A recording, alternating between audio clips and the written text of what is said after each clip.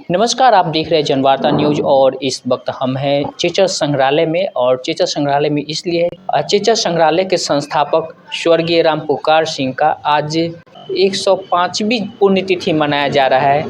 स्वतंत्रता सेनानी राम पुकार सिंह के बारे में जानते हैं। सबसे पहले पुण्यतिथि पे शत शत नमन करते हैं और हमारे साथ जुड़े हुए हैं चंद्रभूषण सिंह, जो कि स्वतंत्रता सेनानी राम पुकार सिंह के पुत्र हुए। इन्हीं से जानते हैं कि आखिर राम पुकार जी के अथक प्रयास से जिस तरह से एक संग्रहालय का निर्माण होता है, आखिर वो सफ़र क्या था और स्वतंत्रता से जुड़े कुछ ऐसे बातें जो कि ऐसे चीज़ पे हम आज बात करेंगे। सबसे पहले जनवार्ता न्यूज़ में सर आपको जी धन्यवाद, बहुत बहुत धन्यवाद आपको।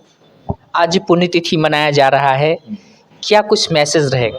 आज स्वतंत्रता सेनानी स्वर्गीय राम पुकार बाबू जी का ये 105वीं पुण्यतिथि चेचर संग्रहालय चेचर में मनाई गई, जिसमें इलाके के बहुत सारे गणमान्य लोगों ने उपस्थित होकर के श्रद्धा सुमन अर्पित किए।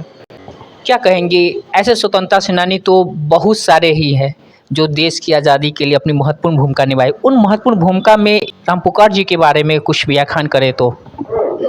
ये 1942 के भारत छोड़ो आंदोलन में मुख्य रूप से अग्रणी भूमिका निभाते हुए इन्होंने जेल की यात्रा भी की। लगभग 1 साल तक अंग्रेज़ों ने इनको जेल में बंद रखा, तरह तरह की प्रताड़नाएँ दी और 1 साल के बाद इनको जेल से रिलीज किया गया। तत्पश्चात 1971 में इंदिरा गांधी एक सम्मान के साथ दिल्ली में सम्मान आयोजित किया गया था तमाम फ्रीडम फाइटरों का, जिसमें इन्हों ताम्रपत्र दे करके स्वतंत्रता सेनानी होने का अवसर प्रदान किया और उन्होंने एक मेडल भी दिया जो आज भी संग्रहालय में संरक्षित है। संग्रहालय की आप बात करें तो एक ऐसे व्यक्ति जिनके अथक प्रयास से एक संग्रहालय का निर्माण हो जाता है, कैसे शुरुआत आया ये? संग्रहालय बनने का इतिहास 1977 से शुरू होता है, जिस समय गंगा के किनारे पड़े पुरावशेषों को इन्होंने संग्रह किया और इसको इकट्ठा करके इतिहासकारों के बीच में इसको प्रदर्श किया गया। और प्रदर्श में इस बात की जानकारी हुई कि इसका जो क्षेत्र है इसका इतिहास बहुत ही पुराना है। इनकी बातों को विश्वास करके उस समय तत्काल इंदिरा गांधी से इन्होंने मुलाकात की और बहुत सारे क्वाइंस इंदिरा गांधी को उन्होंने भेंट किया। उस समय डीजी पुरातत्व मिस्टर जोशी हुआ करते थे, उनको इंदिरा गांधी ने बुला करके प्रत्यक्ष रूप से चेचर की खुदाई करके इसके इतिहास को खंगालने का आदेश दिया। तत्पश्चात 1977, 1978, 1979 3 बार जो है से तीन वर्षों तक लगातार खुदाई भारत सरकार ने किया, जिसमें लगभग 16,000 पुरावशेष प्राप्त हुए और दुनिया के मानचित्र पर, ऐतिहासिक मानचित्र पर, पुरातात्विक मानचित्र पर पहली बार चेचर का नाम आया, जिसको विशालापुरी से जोड़ा गया और वो राजा विशाल का गढ़ हुआ करता था और वो उसकी पहचान विशालापुरी के रूप में हुई। अभी राम पुकार जी का भी स्मारक बनाने के लिए इस तरह का विचार जी, स्वतंत्रता सेनानी स्वर्गीय राम पुकार सिंह जी की स्मारक बनाने के लिए हम लोगों ने कोष का इकट्ठा करना शुरू कर दिया है और कोष इकट्ठा भी हो गया है। अपनी निजी ज़मीन में संग्रहालय परिसर में ही इनका आदमकद प्रतिमा स्थापित करते हुए एक स्मारक का निर्माण कराने की योजना है, जो शीघ्र ही कार्यारंभ होने की संभावना है। क्या कुछ ऐसे उनकी यादें जो कि लगता है कि हम लोगों के लिए प्रेरणा स्रोत है, उनके मार्गदर्शन हम लोगों के लिए बहुत ही आज के डेट में महत्वपूर्ण है, ऐसी कुछ बात? वो एकदम खोजी व्यक्ति थे, इतिहास से बहुत गहरा लगाव उनका हुआ करता था और चेचर संग्रहालय या चेचर ग्राम समूह के डेवलपमेंट के लिए अपने जीवन का बहुमूल्य समय उन्होंने खपाया इसके डेवलपमेंट के लिए और उन्हें सफलता भी मिली। इसी क्रम में इंदिरा गांधी से मुलाकात हुई, इसी क्रम में बीपी सिंह से मुलाकात हुई, जिन्होंने 1989 में पुनः चेचर खुदाई का आदेश दिए। फिर उसके बाद 1913 में माननीय नीतीश कुमार जी फुल कैबिनेट के साथ चेचर आए। चेचर संग्रहालय का उन्होंने विजिट किया। चेचर संग्रहालय का ही विजिट नहीं किया, अपने इलाके में भगवान बुद्ध के भस्मावशेष पर बना हुआ बाजितपुर का स्तूप, मधुरापुर में मधुरापुर भिंडा का स्तूप, जो आज उनके आनंद के महापरिनिर्वाण के बाद उनके भस्मावशेष पर बना हुआ है, जिसकी ऊंचाई आज भी लगभग 70 फीट है, उसको भी उन्होंने देखने का काम किया।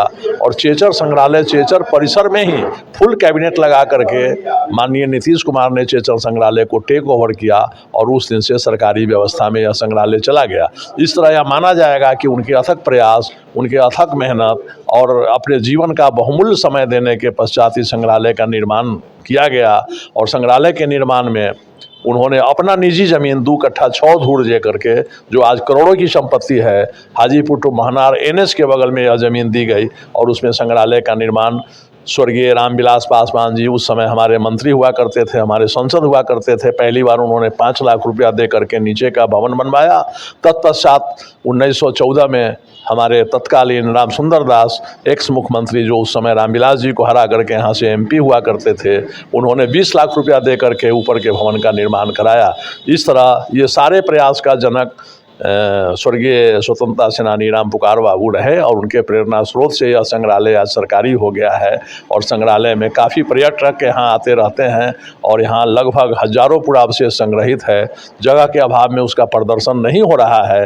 अगर सरकार चाहे इसको रिनोवेट करना तो इसको रिनोवेट करके सारे पुरावशेष जो पड़े हुए हैं उसको भी आम पर्यटकों के लिए प्रदर्शित किया जा सकता है। क्या लग रहा है इस तरह के जो संग्रहालय है इसके परिसर को बढ़ाने के लिए आप लोग की तरफ से कुछ पहल? देखिए, संग्रहालय परिसर बढ़ाने के लिए बिहार सरकार की एक मुख्य एजेंडा है। जो बिहार में जितने भी स्थल संग्रहालय है, स्थल संग्रहालय में चेचर संग्रहालय का पहला स्थान है। आज तक के बिहार में जो 22-23 संग्रहालय हैं वहाँ कहीं भी देहात में कोई संग्रहालय नहीं है। चेचर संग्रहालय, चेचर ही एक ऐसा संग्रहालय है जो हाजीपुर मुख्यालय से 20 किलोमीटर पूर्व में स्थित गाँव में है। गाँव में होने का कारण है कि माननीय मुख्यमंत्री का सोच है कि जहाँ से सामान निकला है, जहाँ से पुरावशेष निकले हैं, वह संग्रहालय में संग्रहित रहे और स्थल संग्रहालय के रूप में जाना जाए। इसी महत्वाकांक्षी योजना के तहत सरकार एक योजना बनाई है जो उसके आसपास में कोई ज़मीन 1.5-2 एकड़ लेकर के संग्रहालय को विस्तार किया जाए और विस्तृत संग्रहालय जो करोड़ों का संग्रहालय होगा, जिसमें सैकड़ों लोग एम्प्लॉय होंगे और आने वाले दिनों में वह सपना साकार होने की पूरी संभावना है। इसके लिए सरकार के प्रयास को मैं साधुवाद देना चाहूँगा कि ये डिपार्टमेंट के लोग इसके लिए प्रयास कर रहे हैं। उम्मीद है कि आने वाले दिनों में शीघ्र ही यह प्रयास सफल होगा। चलिए, होना भी चाहिए क्योंकि इस तरह से डेवलप से एक समाज का एक अलग ही आईना दिखता है। उसमें लोगों को प्रेरणा मिलता है, लोगों को एक शिक्षा मिलता है कि कैसे प्रेरणा अपने एक अथक प्रयास से एक संग्रहालय का निर्माण किए। अगर संग्रहालय बना है तो इसके लिए संस्थागत आपने निर्माण भी कराए होंगे। कोई संस्था ऐसा है जिसके तहत आपने इसके काम कर इसके डेवलपमेंट? देखिए, ये इस इलाके की ऐतिहासिक महत्ता को देखते हुए हमारे दिमाग में जहन में यह बात आया कि एक बहुत अच्छा एनजीओ या ये संगठन खड़ा किया जाए जिसके माध्यम से पुरातत्व और इतिहास के बारे में लोगों को जागरूक किया जाए। उसके लिए हमने Buddha heritage and social welfare society Bihar का निर्माण कराया है, जिसका अध्यक्ष मैं खुद हूं। और उसके तहत एक कोष का निर्माण हम शीघ्र कर रहे हैं जिसमें बहुत सारे लोगों ने रुचि दिखाई है। और उसका मुख्य एजेंडा होगा कि तमाम हमारे इलाके में जितने भी स्कूल हैं हमारे ज़िला में या फिर बिहार स्तर पर माना जाए, चूँकि संगठन बिहार स्तर का हमने बनाया है, तो उसमें सारे लोगों को इतिहास और पुरातत्व के बारे में, अपने धरोहर के बारे में, अपने पुरखों के बारे में और अपने विरासत के बारे में लोगों को जानकारी हम उपलब्ध करावेंगे, जिसके लिए कोई शुल्क नहीं लिया जाएगा। उनको निःशुल्क प्रशिक्षण देने की योजना हमारी संस्था का रहेगा। आज संस्थान आपने बनाए हैं, इस तरह से प्रोग्राम भी किए, तो क्या कुछ खास होगा उस संस्था के तहत? लोग कैसे संपर्क करेंगे? ये इससे संपर्क करने के लिए एकदम हम एक पोर्टल बनाने जा रहे हैं फेसबुक पर या यूट्यूब पर या सोशल मीडिया पर, जिससे लोग जुड़ सकते हैं। और उस पेज पर यहाँ के इलाके के पूरे इतिहास की जानकारी होगी। जैसे क्लिक करेंगे लोग उसका पूरा इतिहास पढ़ना शुरू कर देंगे। घर बैठे सारी जानकारी उनको मिल जाएगी। और संस्था का एक अध्यक्ष होने के नाते मेरा अपना प्रयास रहेगा जब मैं अपने इलाके में पूरे हृदय से इस काम को आगे बढ़ाते हुए लोगों को एक रुचि पैदा करें कि भाई आपका धरोहर क्या है, आपके पुरखे क्या थे, आपका इतिहास क्या है, इस सब के बारे में उनको जानकारी दी जाएगी। चलिए, कह सकते हैं राम पुकार जी का जो मार्गदर्शन था, उनका जो जिस राह पे चले थे उस राह पे आपने भी कदम बढ़ाया और चल रहे हैं। जी, ये करना अनिवार्य है, इसलिए कि हमारी शिक्षा नीति में यह जो व्यवस्था है वो व्यवस्था इससे अलग है।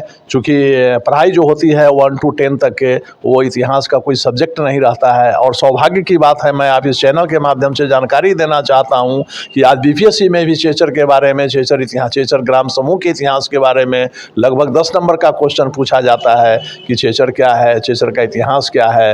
अभी एमए के क्वेश्चन जो आया है नालंदा यूनिवर्सिटी में, उसमें 20 नंबर का एक क्वेश्चन आया था जो चेचर का इतिहास एवं पुरातत्व के बारे में संक्षिप्त में आप लिखें। तो इस तरह मैं मानता हूं कि एक स्वतंत्रता सेनानी का जो सपना था आज साकार होता हुआ दिखलाई दे रहा है कि वो बीपीएससी में भी पूछा जा रहा है। हिस्ट्री, एशियंट हिस्ट्री के एमए में भी क्वेश्चन पूछा जाता है।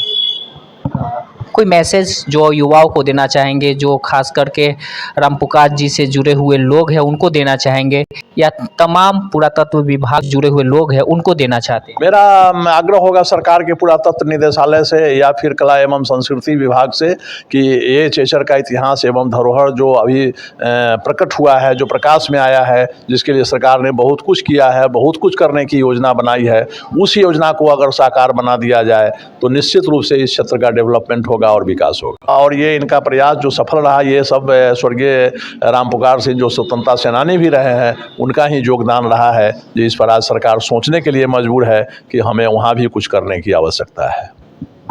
चलिए, जनवार्ता न्यूज़ के साथ जुड़े और रामपुकार जी के जो प्रयास था उस प्रयास के आज दिख रहा है उसके बारे में आपने बात किया, और ऐतिहासिक जो यहाँ का पुरातत्व है उसके बारे में आपने बात किया। इसके लिए बहुत बहुत धन्यवाद। बहुत बहुत धन्यवाद आपको भी जो आपने अब समय निकाल करके चेचर के इतिहास एवं पुरातत्व पर जो स्वर्गीय रामपुकार बाबू का खोज और शोध रहा है, मैं बताना चाहता हूं कि उनके माध्यम से एक पुस्तक का भी निर्माण हम लोगों ने कराया है जिसका नाम है चेचर संग्रहालय का इतिहास एवं पुरातत्व। शीघ्र ही उसका लोकार्पण होगा और मीडिया बंधुओं के साथ साथ इलाके के जितने प्रबुद्ध जन है उसको मैं निःशुल्क वितरण करूँगा। ये थे चंद्रभूषण जी, और बात कर रहे थे रामपुकार जी का आज पुण्यतिथि है। पुण्यतिथि के अवसर पे क्योंकि उन्हीं के अथक प्रयास से चेचर संग्रहालय का पूरा निर्माण हुआ है और इसको बिहार सरकार द्वारा राजकीय संग्रहालय भी घोषित किया गया है। यहाँ हजारों पर्यटक लगभग महीने में आ ही जाते हैं, विभिन्न स्कूलों से विभिन्न जगहों से आते रहते हैं। और ख़ास से इस ऐसा है कि चेचर संग्रहालय है, बहुत सारे यहाँ पे पुरातत्व अवशेष होंगे, तो कुछ यूनिक अवशेष जो कि और संग्रहालय से अलग बनाता है। देखिए, चेचर संग्रहालय में हजारों पुरावशेष है, उसमें सबसे महत्वपूर्ण 2-3 चीज़ हैं। एक चीज़ मैं बताना चाहता हूं कि एक एरोहेड तीर का अग्रभाग जो प्राप्त हुआ है, जो रामायण काल से संबंध रखता है, वो जीर्ण शीर्ण होने के बावजूद भी आज उसकी लंबाई 16.5 सेंटीमीटर है, जो विश्व के लिए अद्वितीय है। वो कहीं किसी संग्रहालय में उपलब्ध नहीं है, जो चेचर संग्रहालय में उपलब्ध है, जिसे माननीय मुख्यमंत्री जब आए तो घंटों अपने पुराविदों से परामर्श करते रहे, तो पुराविदों ने उन्हें बताया कि राम युग में जो तीर का अग्रभाग हुआ करता था उससे हाथी का सूंड भी कट जाता था, गला भी कट जाता था। वही अग्रभाग का ये शेष भाग यहाँ संग्रहालय में चेचर नदी के किनारे से जो प्राप्त हुआ है वह संरक्षित आज रखा हुआ है। दूसरा, उर्दू शायरी में रामायण आज तक बहुत ही दुर्लभ लिपि में लिखा हुआ यह रामायण है, जो कहीं प्राप्त नहीं है, जो चेचर संग्रहालय में, हालांकि उसके बहुत से पन्ने गायब हो गए हैं, लेकिन जो पन्ने बचे हुए हैं, 2003 में जब रशीद अहमद खां हाजीपुर के जिलाधिकारी आए तो उनको पढ़ाने के लिए स्कॉलर लेकर के आए थे, और जो लगभग 1 घंटे में किताब का बहुसंख्य हिस्सा पढ़ कर उनको बताए, जिसमें मर्यादा पुरुषोत्तम राम, प्रहलाद या जो भी धार्मिक बात थी जिसमें वह लिखा हुआ था। और पढ़ने वाले जो स्कॉलर थे उन्होंने रशीद अहमद खां, माननीय उस समय के कलेक्टर हुआ करते थे, उनको बताया कि यह उर्दू के शायरी में लिखा हुआ रामायण है, जो एक दुर्लभ पुस्तक के रूप में जाना जाता है। ये थे हमारे साथ रामपुकार जी के पुत्र जुड़े हुए थे। आज रामपुकार जी का पुण्यतिथि है और इस मौके पे हमने इनसे बात किया और जाना कि इनका जो रामपुकार जी का जो प्रयास था वो प्रयास आज एक संग्रहालय में है और संग्रहालय की क्या विशेषता है उन पे चर्चाएं की, उन पे बातें की। आपको जनवार्ता न्यूज़ का ये खास संग्रहालय और रामपुकार जी से जुड़े हुए आज जो बातें हुई ये आपको कैसा लगा या क्या कुछ कहना है ज़रूर बताएं। आप देखते रहे जनवार्ता न्यूज़।